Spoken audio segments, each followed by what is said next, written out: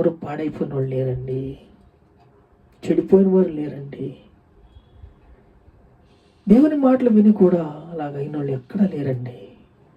ఒక్కొక్క రాజుల గ్రంథంలో అయితే చిన్న మాటలో రాయబడి ఉంటుంది, దేవుడితో నడిచినంతసేపు వర్ధిల్లుచూ ఉండిను, ఆశీర్వదింపబడుతూ ఉండును.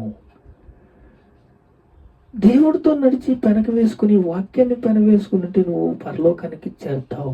యేసు రక్తంతో నువ్వు కడగబడితే, యేసు రక్తంలో నువ్వు కడగబడి పాపాలు ఒప్పుకుని దేవుని సన్నిధిని నువ్వు ప్రేమించినట్లయితే దేవుడు నిన్ను విడిచిపెట్టడు.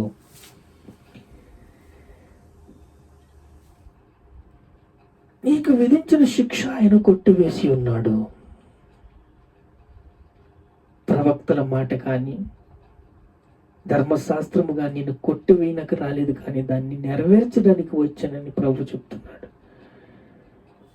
అంటే నిన్ను అడుగు జనులు నీకు ఇస్తాను, భూ దిగంతు వరకు నీకు సొత్తుగా ఇస్తాను. నా కుమారుడా, నా మాట విను, నా మాట మీద శ్రద్ధ ఉంచు, నా మాటని విను నువ్వు అని దేవుడు ప్రాధాయపడుతున్నాడు. ఆ రోజు మూడోసారి ప్రత్యక్షమైనప్పుడు శిష్యులందరూ కూడా ఎంత భీతితో ఉన్నారంటే, ఎంత భయముతో ఉన్నారంటే,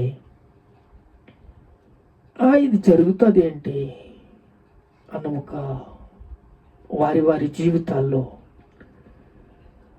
వారి ఉన్న స్థితిలో, వారు హాస్పిటల్లో ఉండొచ్చు, కుటుంబ వ్యవస్థను కట్టుకుంటూనే ఉండొచ్చు, పిల్లల యొక్క కష్టాల్లో ఉండొచ్చు, అనేక రీతిలుగా మన ప్రయాణంలో అనేక బాధలు, కష్టాలు, చిక్కులు ఉంటాయి. అన్ని విషయాల్లో కూడా దేవుడు సమాధానం ఇవ్వడానికి రోజు సిద్ధంగా ఉన్నాడు. నా వైపు చూడండి, అడగండి, మీకు జనాన్ని స్వాస్థ్యం ఇస్తాను. ఎందుకో తెలుసా? మీరు చెప్పండి, నా గురించి చెప్పండి.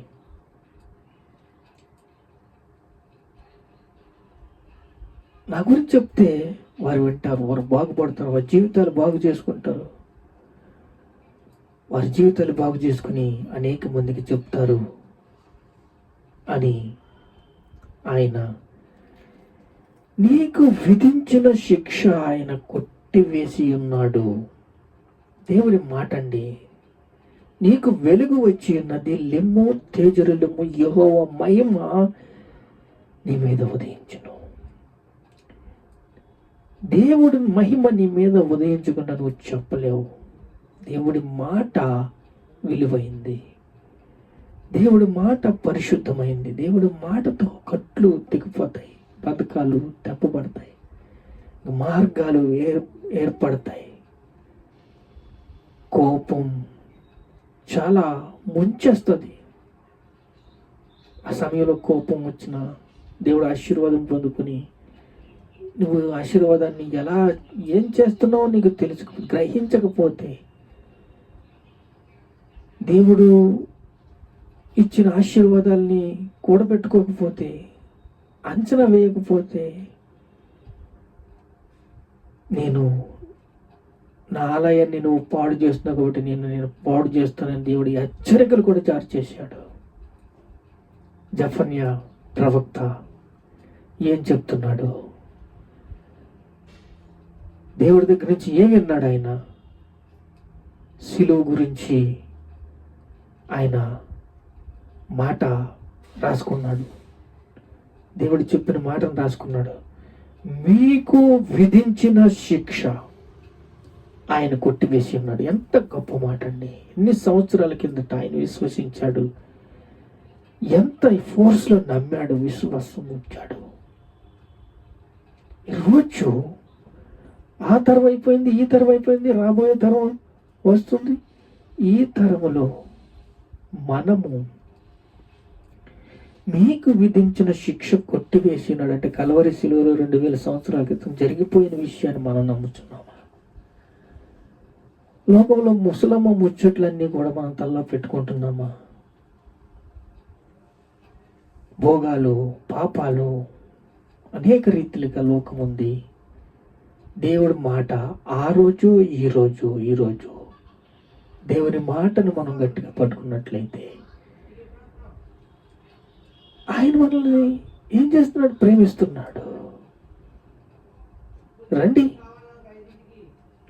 దేవుణ్ణి స్తుతిద్దాం, దేవుణ్ణి ఆరాధిద్దాం, దేవుణ్ణి కనపరుద్దాం. కల్వరి సిలువలో ఆయన విలువిలాడిపోయి పాపనంతా కూడా మనకి ఏం చేశాడు? మోసాడు. ఆయన మన భారాన్ని ఆయన మోసాడు. ఈ భారము యెహోవా మీద మోపు, ఆయన నిన్ను రక్షిస్తాడు. ఈ భారం అంతా కూడా ఆయన మోపినప్పుడు ఆయన రక్షిస్తాడు. నీకు వెలుగు వచ్చి ఉన్నది, నువ్వు తేజరిల్లుము, యెహోవా మహిమ నీ మీద ఉదయించును. ఎంత చక్కటి మాట! ఆయన మనల్ని ప్రేమిస్తున్నాడు. చూడండి, కడవరి మందిరం యొక్క మహిమ మించినది. కడవరి మందిరం యొక్క మహిమ మించినది.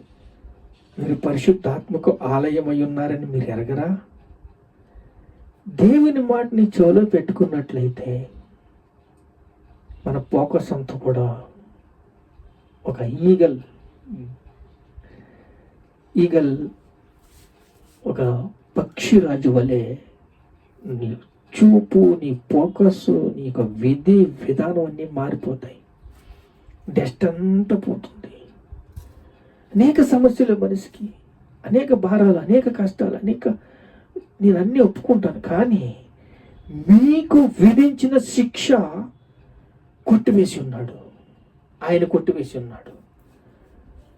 మీ శత్రువులు ఆయన వెళ్ళగొట్టి ఉన్నాడు. మీ శత్రువులు ఎవరు? శత్రువులు, మీ శత్రువులు ఆయన వెళ్ళగొట్టి ఉన్నాడు. ఆ రోజు జఫని ఏమి చెప్తున్నాడంటే, ఈరోజు పౌలు భక్తుడు, మీరు పొందిన గాయముల చేత మేము స్వస్థత నొందిన్నామని యేసయ్య చెప్తున్నప్పుడు ఎన్ని మాటలు మనం తల పెట్టుకుంటున్నాం.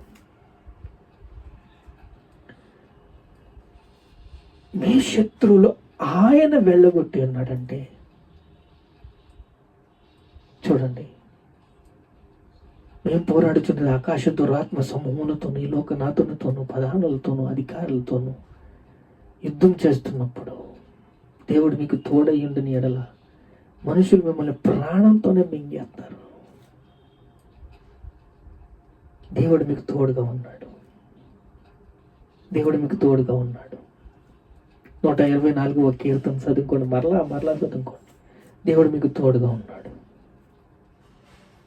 ఆయన పరిశుద్ధుడు. మీకు విధించిన శిక్ష ఆయన కొట్టివేసి ఉన్నాడు. జఫన్య గ్రంథం 3వ అధ్యాయం 14వ వచనం, 15వ వచనం. మీకు విధించిన శిక్ష ఆయన కొట్టివేసి ఉన్నాడు. మీ శత్రువులు ఆయన వెళ్ళగొట్టి ఉన్నాడు. దేవుని మాటతో మనం ముందుకు సాగుదాం. దేవుని మాటతో మనం విశ్వసిద్దాం. దేవుని మాట అంటే మనం విలువిద్దాం. సరే, యెహోవా మహిమ నీ మీద ఉదయించును. ఆయన మహిమ నీ మీద కనబడుచున్నది. ఆయన చేసిన ఉపకారాలు ఏది మర్చిపోవద్దు. ఆయన్ని స్తుతించండి, ఉత్సాహదని చేయండి, ఆరాధించండి. సియోను నివాసులారా ఉత్సాహతోని చేయండి, ఇశ్రాయేలులారా జయధ్వని చేయండి, యెరూషలేము నివాసులారా పూర్ణ ఉదయంతో సంతోషించి గంతులు వేయండి. ఎంత శుభవార్త చెప్తున్నాడు. మీకు విధించిన శిక్ష ఆయన కొట్టివేసినాడు. శిలువలో, కల్వరి శిలువలో ఆయన మీ పాపాలన్నీ భరించాడు. మీరు పొందిన గాయాల చేత మేము స్వస్థత నొందినాం. ఆయన మాట విలువైంది. ఆయన మాటకు విలువిద్దాం. నెమ్మది కలిగి జీవిద్దాం, సమాధానం కలిగి జీవిద్దాం, పరిశుద్ధాత్మతో నింపబడదాం. పరిశుద్ధాత్మ మాట, దేవుని మాట క్రియల్లో పెడదాం, విలువిద్దాం. ఆయన మన శిక్షను కొట్టివేసి ఉన్నాడు. కలవరి శిలువలో కొట్టివేశాడు. 2000 సంవత్సరాలు జరిగిపోయింది, 24వ సంవత్సరం కూడా జరుగుతుంది. నీ నమ్మిక ఏంటి? నీ విశ్వాసం ఏంటి? ప్రార్థన చేసుకుని, మహాపరిశుద్ధుడైన తండ్రి, అడుగుము, నీకు జనుల స్వాస్థ్యం ఇస్తాను, భూదిగంత వరకు సొత్తుగా ఇస్తాను తండ్రి. లెమ్మో తేజరల్లెమో యెహోవా మహిమ నీ మీద ఉదయించు. అయ్యా, ఎన్నో మాటలు చెప్పా, మాకు స్తోత్రాలు స్తోత్రాలు స్తోత్రాలు స్తోత్రాలు. ఘనత, మహిమ, ప్రభావాలు నీకే చెల్లిస్తున్నాం తండ్రి. ఆమేన్.